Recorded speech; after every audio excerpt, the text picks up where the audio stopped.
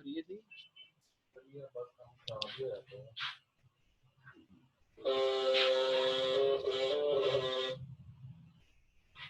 तो ये ठीक थी कि नहीं?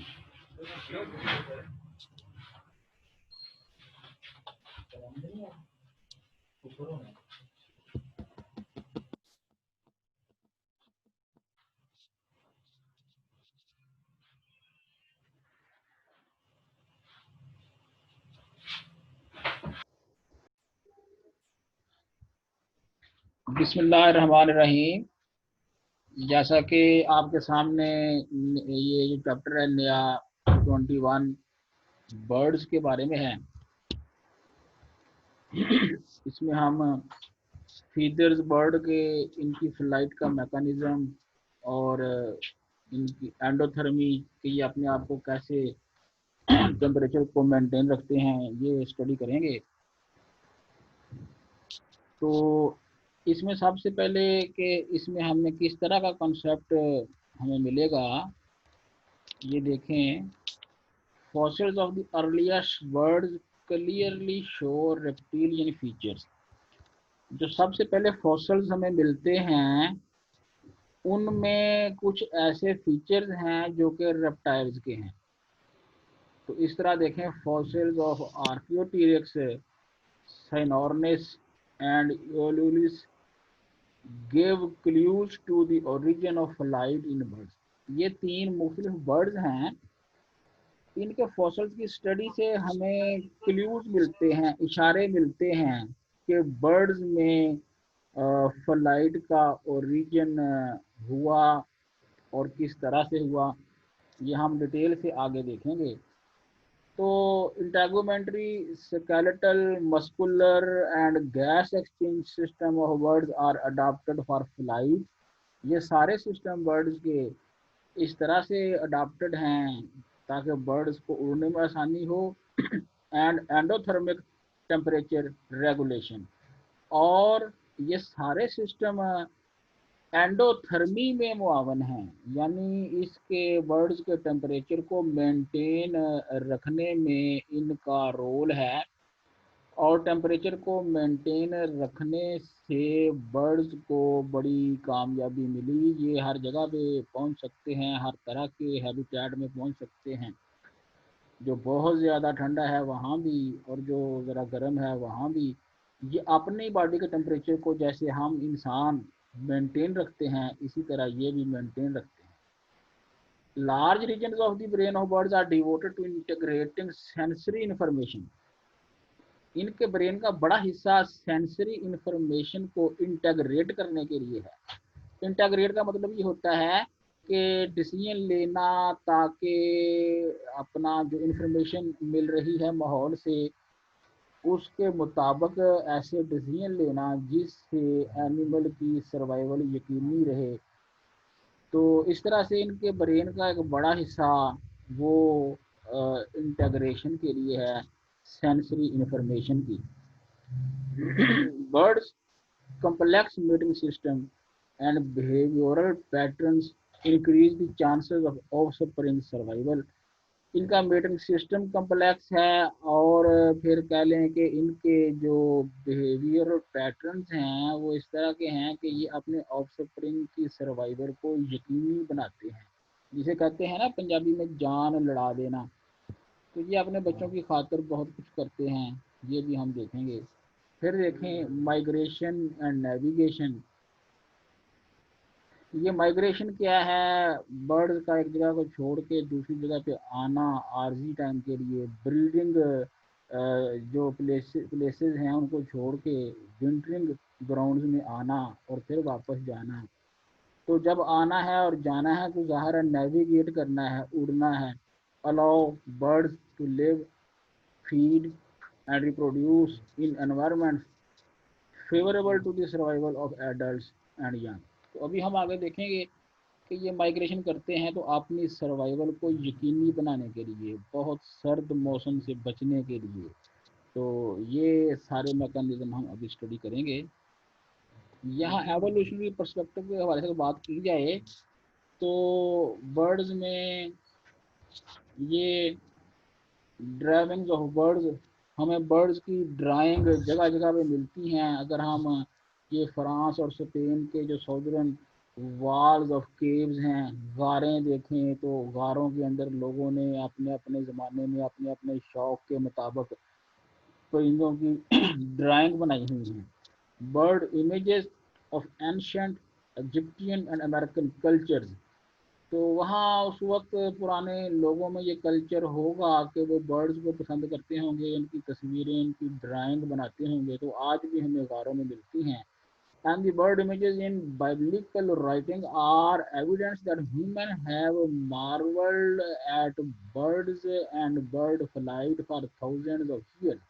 ये लफ्ज़ है ना जी मार्वल्ड, इसका मतलब ये है कि यानी हैरान होना कि इंसान जो है वो अपने ज़माने कदीम से परिंदों को देख कर ये अपने जहन में बात लाता रहा, हैरान होता रहा कि ये कैसे उड़ते हैं। ये बड़ी हैरानकुन बात है कि ज़मीन से ऊपर उड़ना। और इस तजस्सुस ने इंसान को कह लें कि इस हद तक उबारा कि इंसान ने खुद उड़ने की कोशिश की। और फिर ये आहिस्ता आहिस्ता कई तरीक़ों के बाद, कई तरह की टेक्नोलॉजिकल डेवलपमेंट्स के बाद ये जो आजकल के एरोप्लेन हैं ये डेवलप हुए। तो असल में ये परिंदों को देख कर ही जिसे कहते हैं कि एक इनिशिएटिव मिला।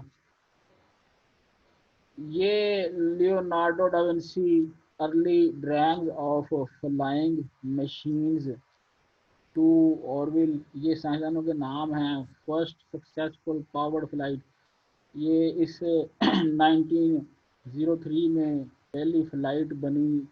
Human have tried to take to the sky and experience soaring like bird.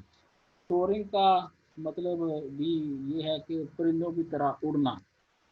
तो तकरीबन आज से 110-15 साल पहले इंसान ने उड़ने में कामयाबी हासिल कर ली थी। तो लेकिन अगर ये 110-15 साल अगर आप पहले देखें तो ये तो कुछ भी नहीं है इंसानी हिस्ट्री के एतबार से अगर देखा जाए, या ज़मीन पर जो जो लाइफ इवाल्व हुई है, मिलियंस ऑफ ईयर्स लगते हैं चीज़ों को इवाल्व होने में। ये तो 110-15 साल अभी आप कह लें कि आपके दादा अबू के ज़माने की बातें हैं या परदादा अबू के ज़माने की बातें हैं, ये बहुत रीसेंट। तो birds ability to navigate long distance between breeding and wintering ground is just as impressive as flight. तो बर्ड्स की जो ये एबिलिटी है कि वो नेविगेट करते हैं ब्रीडिंग ग्राउंड से विंटरिंग ग्राउंड की तरफ, और फिर वापस जाते हैं ब्रीडिंग ग्राउंड की तरफ, तो ये बड़ी इम्प्रेसिव है। मिसाल के तौर पे Arctic terns have a migratory route. ये अभी हम मुझे नहीं पता मालूम क्वेश्चन नेक्स्ट पेज पे ये तस्वीर है। आर्कटिक टर्न्स एक बर्ड का नाम है। ये अभी हम नेक्स्ट पेज में जो तस्वीर है उसको देखते हैं कि ये किस तरह से 35,000 किलोमीटर का सफ़र हर साल करता है। तो ये हम अभी देखते हैं। तो ये फाइलोजेनेटिक रिलेशनशिप्स क्या हैं। Birds are traditionally classified as members of the class Aves। तो बर्ड्स क्लास एवीज में आते हैं। Major characteristics of this class are adaptation for flight. इस क्लास के एनिमल्स की अडाप्टेशन में मेन बातें जो हैं उसमें फ्लाइट है। और फिर including appendages modified as wings. और फिर इनके जो फोर लिम्स हैं वो मॉडिफाइड हैं विंग्स में, वो पकड़ने के लिए नहीं है बल्कि विंग्स बन गए हैं। जैसे हम अपने कह लें कि हाथों को इस्तेमाल कर सकते हैं, ये बर्ड्स नहीं कर सकते। फिर इनमें फीदर्स हैं। फिर एंडोथर्मी का मैकेनिज्म है, यानी अपने टेम्परेचर को मेंटेन रखते हैं। फिर हाई मेटाबॉलिक रेट है बर्ड्स का। फिर vertical column modified for flight. इनके जो वर्टिकल कॉलम की जो डिज़ाइन है वो फ्लाइट के लिए मॉडिफाइड है। And bones lighten bye numerous air spaces. Bones के अंदर एयर स्पेसेस में ताकि उनका वजन कम हो जाए। फिर देखें modern birds poses A Harni bill and lake teeth.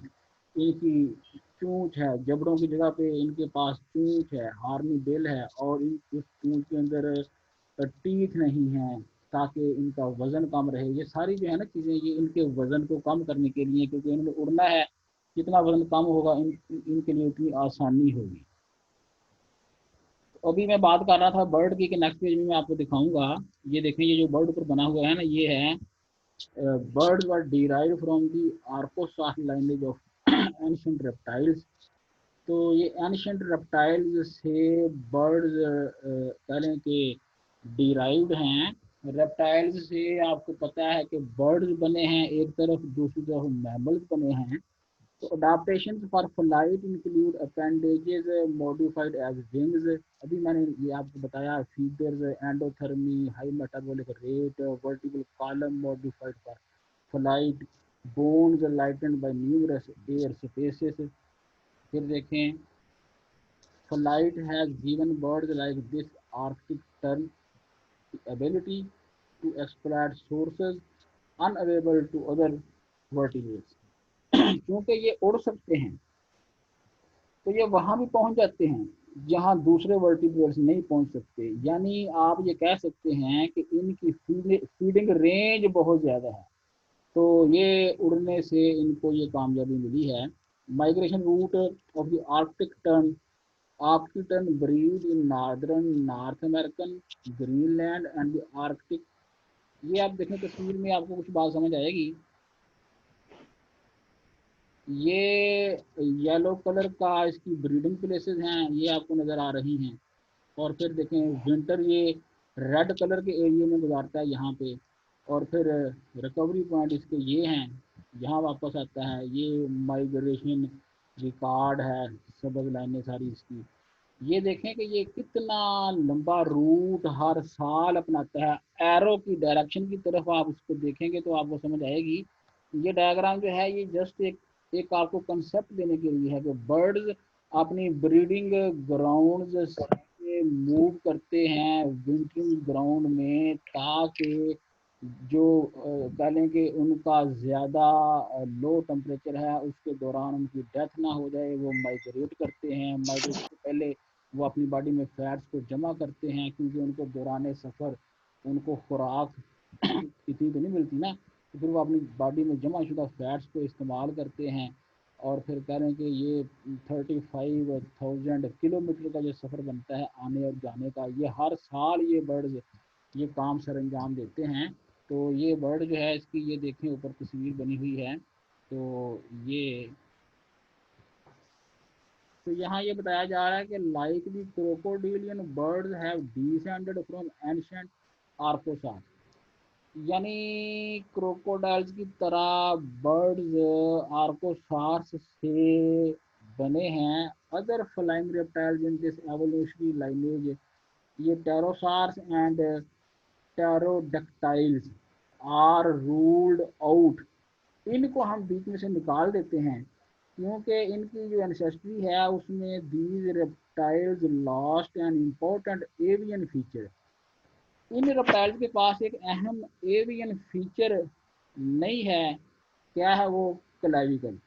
Long before bird appear, तो बर्ड्स के आने से पहले इनके पास क्लेविकल नहीं है। इन रेप्टाइल्स के पास ये जो दो का मैंने जिक्र किया ना, ये टेरोडक्टाइल्स और टेरोसार्स, इनके पास तो क्लेविकल नहीं है और ये बर्ड के आने से काफ़ी पहले से भी इनके पास नहीं है। तो इससे ये साबित होता है कि इन दोनों से बर्ड्स इवाल्व नहीं हुए।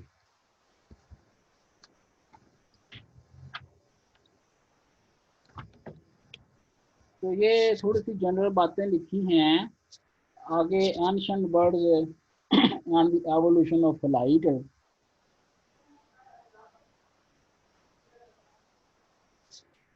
तो 1861 में देखें, one of the most important vertebrate fossil was found इस slate quarry in Bavaria, Germany.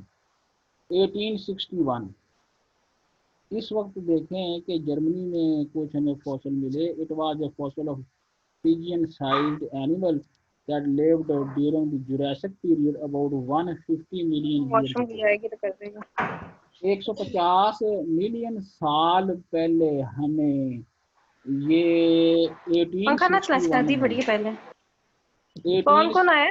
1861 में।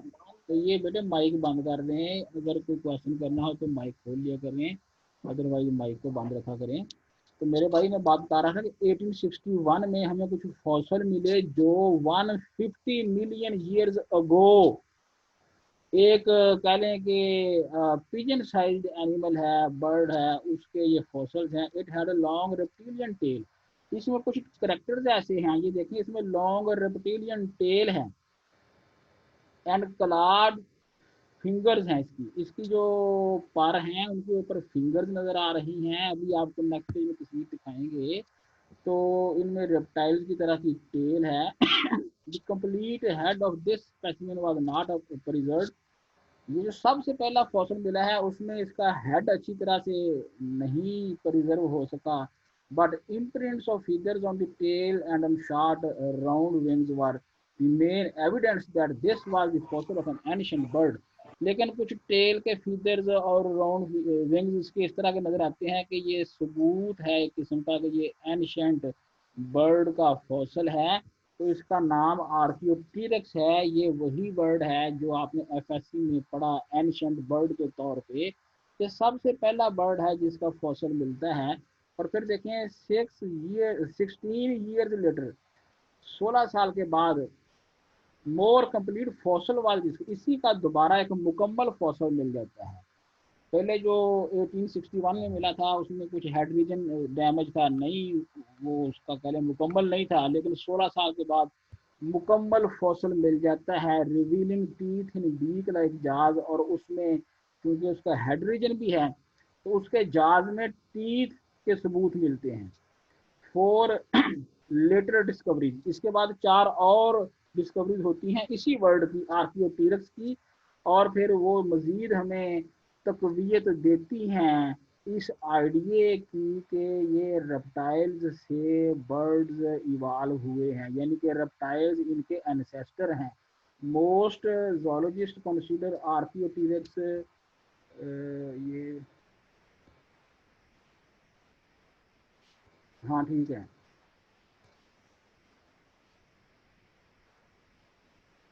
Archaeopteryx to be the oldest bird yet discovered and very close to the main line of evolution between the reptiles and birds.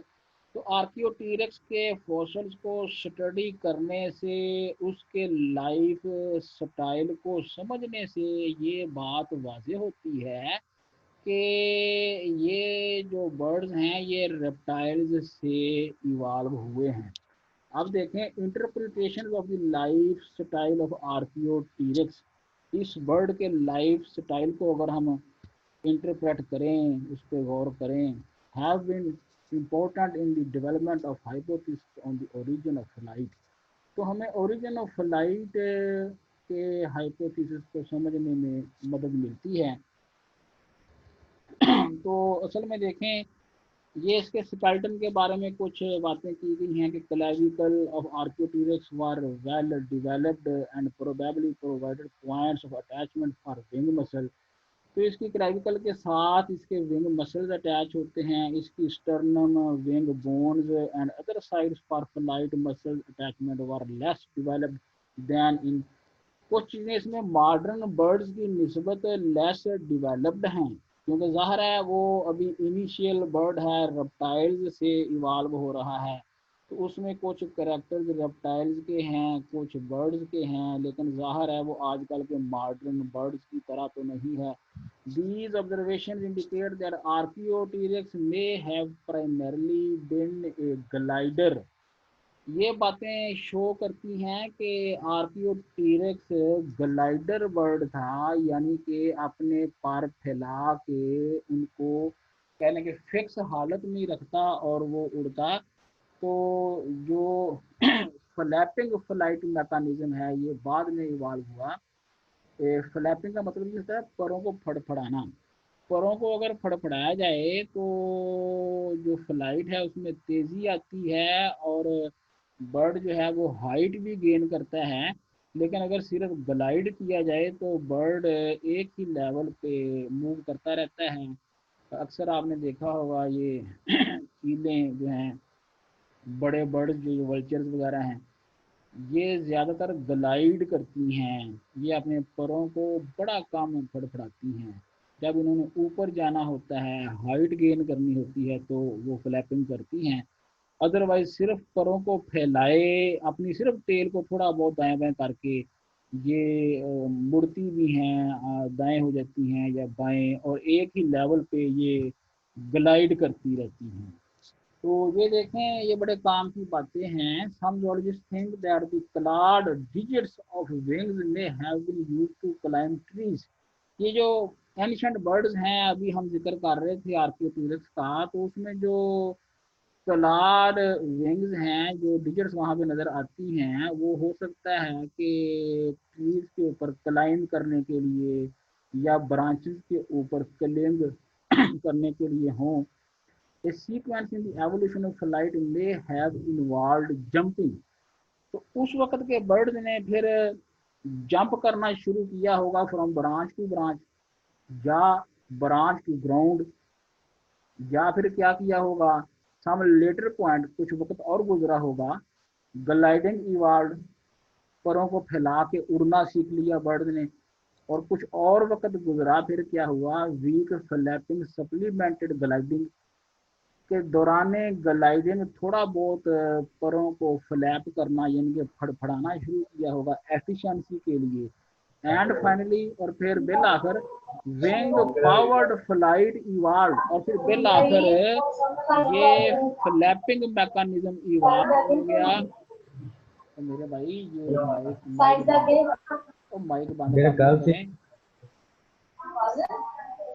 करें यार साहब, यार साहब, यार सो गया है ना? Yes sir. अल्लाह के नो बंदे, नो सर, म्यूट पे किया हुआ सर। ये बच्चों को ना ये लगते हैं कि माइक बंद रखा करें। हाँ, अलबत्ता किसी ने कोई क्वेश्चन पूछना है तो फिर जरूर जरूर खोला करें, क्योंकि वो माइक अगर दो चार खुले हो ना तो फिर शोर शराबा थोड़ा सा हो जाता है, फिर बात की आपको समझ नहीं आती। ये बातें जी बड़ी काम की हैं। अकेली अकेली लाइन काबिले गौर है। आपकी बुक वाले ने बड़ी मेहनत करके बड़ा शार्ट किस्म का नोट्स की फॉर्म में आपको मटेरियल दिया है, तो हमें कम अज़ कम इसकी हर लाइन को बगौर देखना चाहिए। तो आप देखें कि कुछ zoologist हैं, उन्होंने नोट किया that hind limb structure of the earliest bird suggest that they may have been bipedal. इनकी टांगों को देख के ये हिसाब लगाना बड़ा आसान है कि ये दो टांगों से मूव करते हैं अपनी रनिंग के लिए, hopping along the ground. Hopping का मतलब ये है कि जंप वगैरह लगाना, तो अपनी दो टांगों का इस्तेमाल करते हैं। Their wings may have function in batting flying insects out of the air और in trapping insects and other prey against the ground. तो इनके बर्ड जो हैं वो इंसेक्ट्स को पकड़ने में इनकी हेल्प करते हैं। Teeth and claws which resemble talon modern predatory birds. Talon का मतलब होता है इनके पंजे, claws may have been used to grasp prey. इनके ये जो क्लॉज हैं ये पाँव के, वो प्रे को काबू करने के लिए हैं। Wings would have been useful in providing stability during,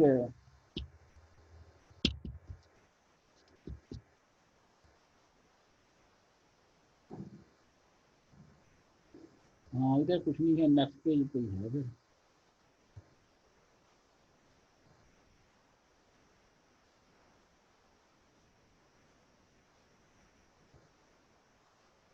ये देखें, ये बर्ड है बेटे, देखें इसकी जो टेल है ये रेप्टाइल लाइक है। इसमें कह रहे हैं कि जो फीदर आपको नज़र आ रहे हैं, ये फीदर का होना बर्ड का करेक्टर है, और उनके फोर लिम्ब भी मॉडिफाइड हैं इनटू ये विंग्स आपको नज़र आ रहे हैं। लेकिन ये आपको क्लास भी नज़र आ रहे हैं, ये देखें, ठीक है ना। तो ये क्लास उस वक्त हो सकता है क्लाइंबिंग ट्रीज या क्लिंगिंग ब्रांचेज ऑफ ट्रीज इसके लिए इस्तेमाल होते रहे होंगे। ये इनकी बीक है जो कह लें कि जिसमें टीथ हैं, हालांकि आजकल के मॉडर्न बर्ड में नहीं है, लेकिन चूंकि ये रेप्टाइल्स से इवाल्व हो रहे हैं तो इनमें रेप्टिलियन टीथ, क्योंकि रेप्टाइल्स में टीथ होते हैं तो उस तरह इनमें भी हैं। तो ये कह रहे हैं कि इसके जो करेक्टर्स हैं वो आजकल के मॉडर्न बर्ड्स और उस वक्त के जो रेप्टाइल्स हैं उनके बैन बैन है, यानी दरमियानी करेक्टर हैं। यानी कि आप कह रहे हैं कि इसमें दोगलापन है, कुछ बातों में ये रेप्टाइल नज़र आता है। देखें ना इसकी जो टांगे हैं, इसका जो स्केल्स हैं वो भी वो रेप्टाइल्स के स्केल्स से ही माखूज हैं, ये बात भी मानी जाती है। तो इस तरह से ये आर्कियोटीरेक्स है, एंशिएंट बर्ड है।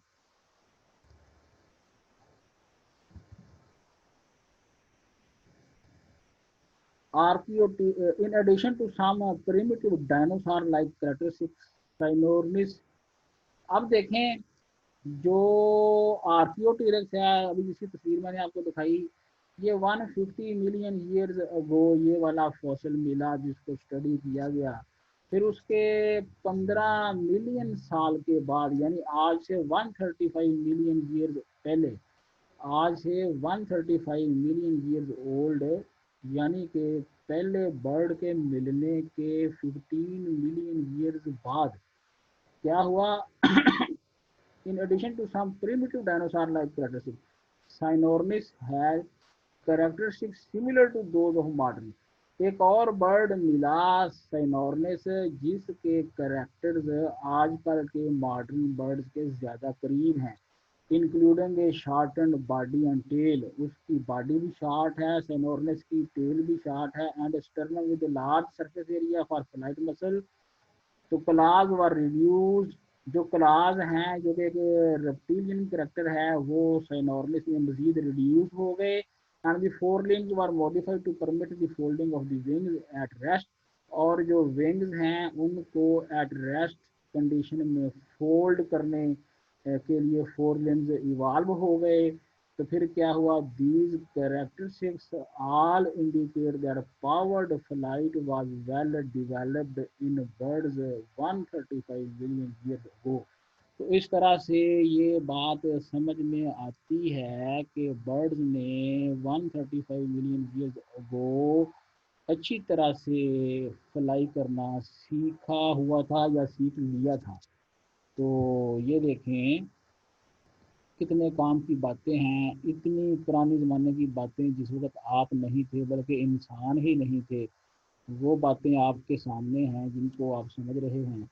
तो देखें, very recent discovery of fossil bird from early Cretaceous deposits in Spain provide additional important information on the origin. और ये बर्ड जो है ना, ये क्या है? इयोल्यूलिस, इसकी थोड़ी सी प्रोनाउंसिएशन थोड़ी सी मुश्किल है, वो आप देख भी सकते हैं डिक्शनरी से।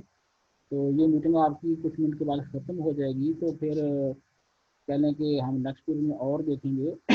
तो ये जो बर्ड है ना, ये जो जिसका मैंने कहा कि आपने इसकी प्रोनाउंसिएशन ज़रा देखनी है इस तरह से, 115 मिलियन ईयर्स ओल्ड, ये कह लें कि इसके डिपॉजिट्स मिले हैं, और इसका विंग स्पैन 17 सेंटीमीटर, और ये गोल्ड फिंच की तरह का है। दिस फॉसिल शोर दी had a wing structure called an alula। तो alula क्या चीज है?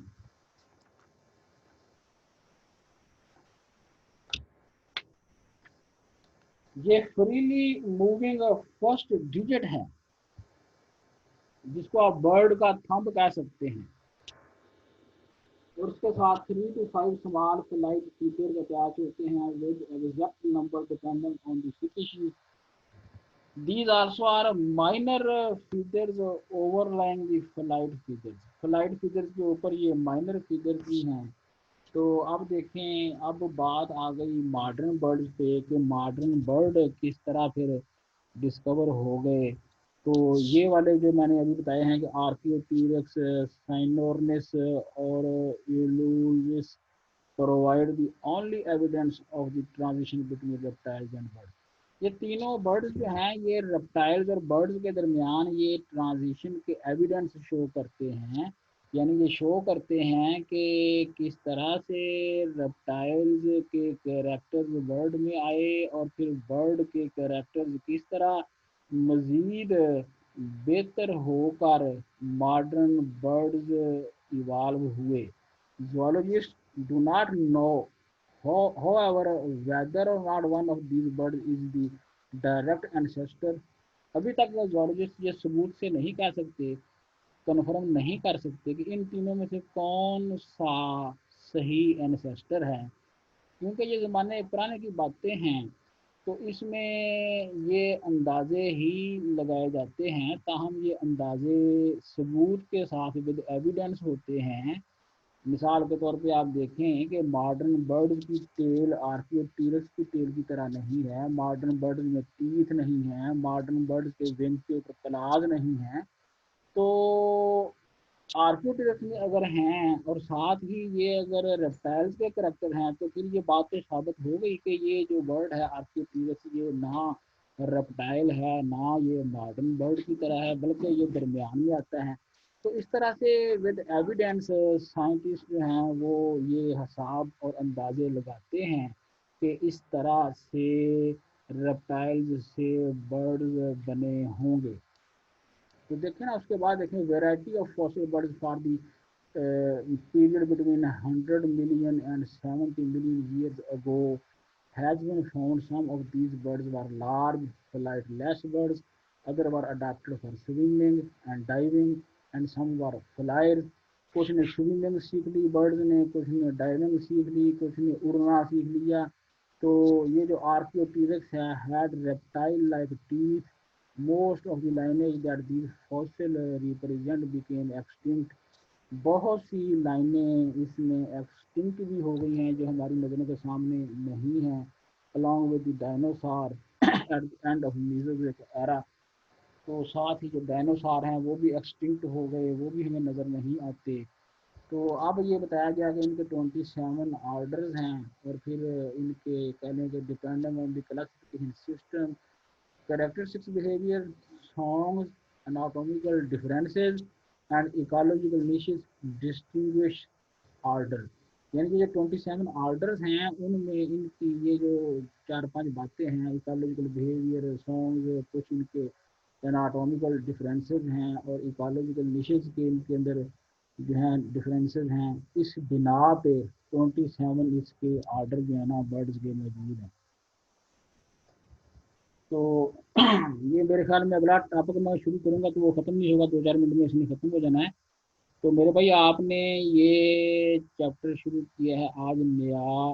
बर्ड्स बड़े इम्पोर्टेंट क्रिएचर हैं, इन्हीं को देख के सारी डेवलपमेंट बनाई है इंसानों ने। ये जहाज़ जो उड़ रहे हैं इतने ज़्यादा आजकल आप देखें, तो ये बड़े गौर से पढ़ने वाली चीज़ें हैं और इंटरेस्टिंग हैं। यानी इंटरेस्ट इंसान की थी तो इंसान ने उड़ने के लिए इंसान में तजस्सुस पैदा हुआ ना। तो यही तजस्सुस अगर आपके ज़हन में भी आ गया तो आप भी इसको इतना पढ़ेंगे कि आप बाकी सारे काम छोड़ के पढ़ेंगे। तो इंटरेस्ट पैदा करें और मेहनत करें, और ये जो आपको फ़ायदा मिल गया है घर में रहने का, आप कह रहे हैं कि आने जाने में टाइम ज़ाया नहीं कर रहे। और बहुत से स्टूडेंट इस वक्त आप में ऐसे हैं जिन्होंने अभी मुंह भी नहीं धोया लेकिन वो क्लास में बैठे हैं। तो ये एक आपको एक एडवांटेज है कि आपका टाइम बच गया, शीशे के आगे खड़े होने का टाइम बच गया, और फिर आप कह रहे हैं कि आने जाने में बस का टाइम बच गया, खड़ा होना बच गया, आप उठते हैं सीधे क्लास में। तो इस टाइम को आप पॉजिटिवली यूज़ करें और इस इन चीज़ों को जो है ना अच्छी तरह से समझें। तो अगर कोई भी आपको दिक्कत आए किसी भी स्टूडेंट को, तो उसको चीज़ों को अंडरलाइन करें वो मुझे बताया करें क्लास में, ताकि हम उनको फिर करें फोकस करें, उनको मज़ीद अच्छी तरह से करें, साथ साथ प्रैक्टिकल की कापी मुकम्मल करें, और जो बातें मेरे लायक हैं मुझे बताएं। तो अब मैं इजाज़त चाहता हूँ, किसी ने कोई क्वेश्चन करना है तो बताएं। सर वो फाइनल और मिड का सिलेबस साथ होगा एग्जाम में या सिर्फ फाइनल का ही होगा? ये जो पॉलिसी है मेरे भाई जो भी बनेगी उसके मुताबिक ही हम करेंगे। तो अब ये पॉलिसी बन जाएगी मेरे ख्याल में जल्द, एक आध हफ्ते तक ना, तो फिर वो जैसे भी होगा देख लेंगे। तो आपका सिर्फ ये काम है कि फ़िलहाल आप तैयारी मुकम्मल करें, और अगर कोई क्वेश्चन आपको तंग कर रहे हैं वो टीचर्स को बताएं, उनको रिवाइज करें, ताकि आपका जो है ना सिलेबस के बारे में हर चीज़ क्लियर हो। जहाँ तक ये मेरे सिलेबस का ताल्लुक है, इसमें तो आप तकरीबन कह लें कि 100% क्लियर हैं, क्योंकि हमें बड़ी मेहनत से शुरू में ही कह लें कि आपको प्रैक्टिकल जो है वो और सारा सिलेबस आपके साथ साथ लेके चला हूँ। तो आपको इतनी दिक्कत नहीं इसलिए आ रही। तो ताहम फिर भी अगर कोई मसला हो तो आपने वो मुझे बताना है। अभी टाइम हमारे पास ये पूरा महीना है जो कि अब शुरू हुआ है। तो मेरे ख्याल में आप अगस्त के सेंटर में जाकर कहीं शायद इम्तहान आपके होंगे। तो अभी आप बस मैं ये कह रहा हूँ कि आप थोड़े से ना, अब आप थोड़े से ना जिसे कहते हैं कि तैयारी शुरू कर दें प्रॉपर। क्यों जी सीआर साहब? जी सर। हाँ जीआर साहब नहीं आती हैं आजकल क्लास में? तो मेरे भाई मैंने आपको बारहा कहा है कि गूगल क्लासरूम पे अटेंडेंस लगाया करो। आज भी वहाँ अटेंडेंस लगाएं। तो अपने लेक्चर का भी ध्यान रखें, कहीं लेक्चर ही ना शार्ट हो जाए। तो ये कुछ स्टूडेंट जो क्लास में नहीं आते, अगर तो सुस्ती की वजह से नहीं आते तो ये बुरी बात है, अदरवाइज उनको चाहिए कि वो ज़रा जिम्मेदारी का मुजाहरा जी करें। सर। ठीक है ना? जी सर। तो और कि मेरे भाई बात करनी है किसी ने?